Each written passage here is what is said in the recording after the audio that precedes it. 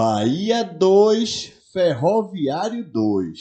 Eu falei para vocês, torcedores do Bahia, que o Ferroviário não seria um adversário fácil, né? E aqui nos comentários, já sabe o que rolou, né? Enfim, quem não faz, leva, meu irmão.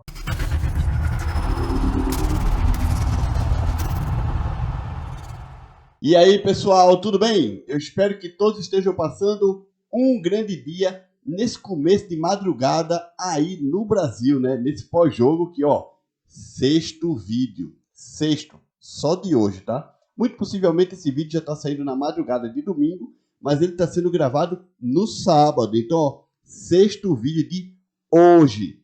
Pô, galera, eu não mereço um like, eu não mereço um compartilhamento, eu não mereço, uma ajudinha aí no Valeu. Você clica aí no Valeu e faz uma doação de qualquer valor. Eu não mereço um novo membro aqui no canal. Pô, só torna membro aí, cara.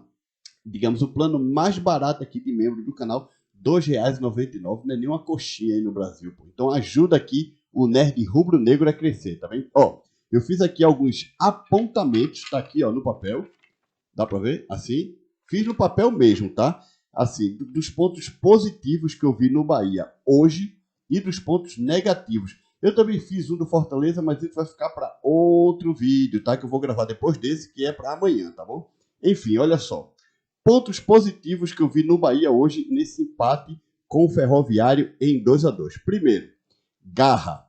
Jogadores correndo, ou seja, jogando para frente, né? Cara, eu vou falar uma coisa aqui e vocês vão até dar risada toda, mas esse time do Bahia que eu vi hoje me lembrou um pouco o Sport do Enderson Moreira. Por quê? Porque o Sport do Enderson Moreira, ele faz 1, faz 2, faz 3-0 e continua em cima. Tudo bem, os adversários não têm tanto poder, não é?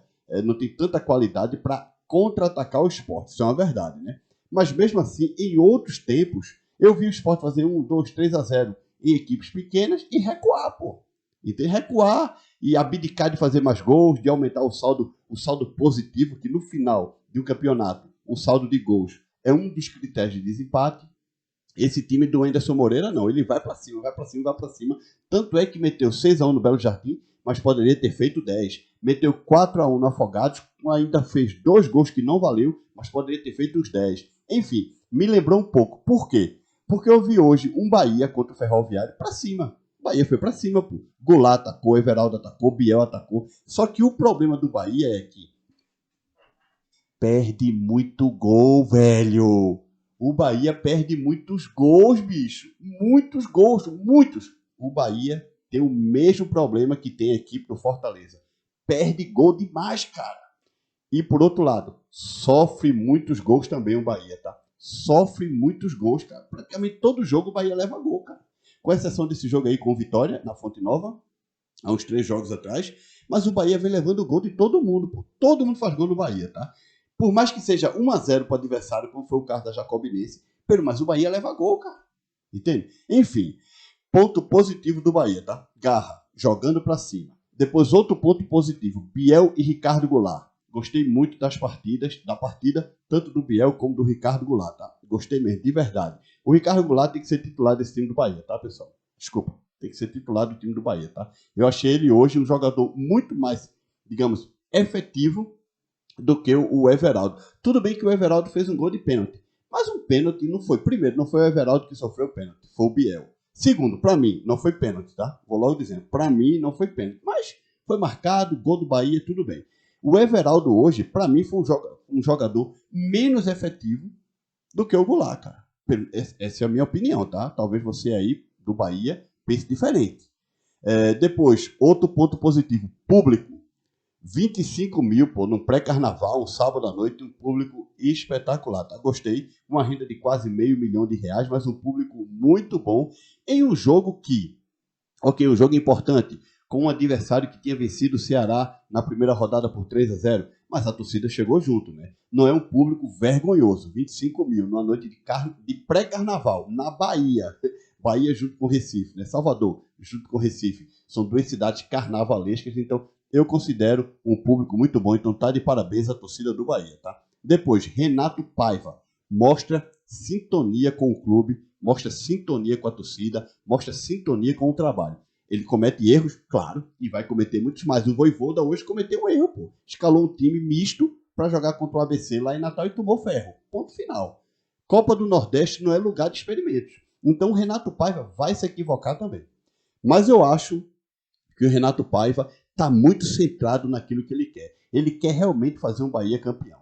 E se por acaso está cometendo alguns erros de princípio agora, como por exemplo manter o Everaldo como titular, ele vai ter que abrir os olhos mais para frente ou corrigir isso, porque eu já vou falar o porquê, né? Do tipo, da minha opinião, ele coloca Everaldo e Goulart para jogar junto. Para mim tem que ser um ou outro titular, tá? Sério, de verdade. Por quê? Porque Everaldo não ajuda. Everaldo fez um gol de pênalti hoje, galera. De pênalti, que poderia ter sido qualquer pessoa a fazer esse gol, tá? O Mugni poderia ter batido pênalti, até o goleiro poderia ter batido pênalti. Então, não é um mérito, não, tá? E outra, não foi ele que sofreu o pênalti, foi o Biel, ok? Enfim, olha só. Foi o Biel que sofreu o pênalti? Agora eu fiquei em dúvida. Foi, né? Foi. Acho que foi. Enfim, pontos negativos, tá? Da equipe do Bahia. Ataque do Bahia. Perde muitos gols. O ataque do Bahia perde muitos gols. Por mais que eu elogie muito aqui o Ricardo Goulart, e o Ricardo Goulart hoje faz parte do setor ofensivo do Bahia, ele vem fazendo gols. Então não é culpa do Goulart hoje o empate. Não pode ser. Não é culpa do Goulart somente a derrota para a Jacobinense. O gol que sofreu do Bahia de Ilhéus. Não. Do Barcelona de Ilhéus. Não. O Goulart está ajudando. O Goulart tem 3 ou 4 gols aí na temporada pelo Bahia. Acho que são 3, tá? Então o Goulart tem feito gols, tá? É um conjunto geral. Hoje eu achei que o Kaique não foi bem. O Biel é que sim, que é um jogador que sempre vai bem, tá? O Biel. Mas, enfim, ponto negativo, o ataque do Bahia não faz gols, tá? Faz poucos gols o ataque do Bahia, tá bem? Depois, Everaldo. Parece uma âncora. Não deixa o time ir para frente. Por que eu estou fazendo essa comparação de Everaldo com uma âncora? Quando você quer parar um navio e não quer que o navio, sei lá, continue navegando, você quer o barco parado, você lança uma âncora no fundo do mar, não é? Para mim, o Everaldo é uma âncora no ataque do Bahia. Não faz gol, cara. Não faz gol. Simples. Acho que deu para entender onde eu quero chegar, né, com essa minha comparação. Depois, não foi pênalti, tá? Ponto negativo do jogo. Não achei que foi pênalti. Realmente, não achei que foi pênalti.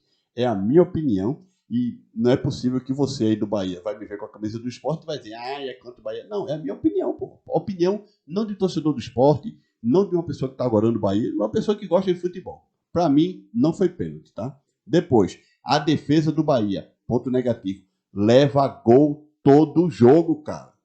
Todo jogo o Bahia leva gol. Aí vai vir alguém aqui dizendo, mas a gente não levou gols contra o Vitória. Sim, mas levou gols do Barcelona de Ilhéus, levou gols do Jacobinense, levou gol do Ferroviário, levou gol do Sampaio.